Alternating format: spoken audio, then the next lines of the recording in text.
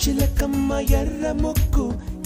ముక్కులే పిల్లవాకు పూవె పూసిన ఎర్ర రోజా పూత గులాబీ పసిపాదం ఎర్రాని రూపం ఉడికే కోపం ఎర్రాని రూపం ఉడికే కోపం సంధ్యావర్ణ మంత్రాలు వింటే ఎర్రని పంట పాదమంటే కాంచనాల జిలుగు పచ్చ కొండ బంతి గోరంక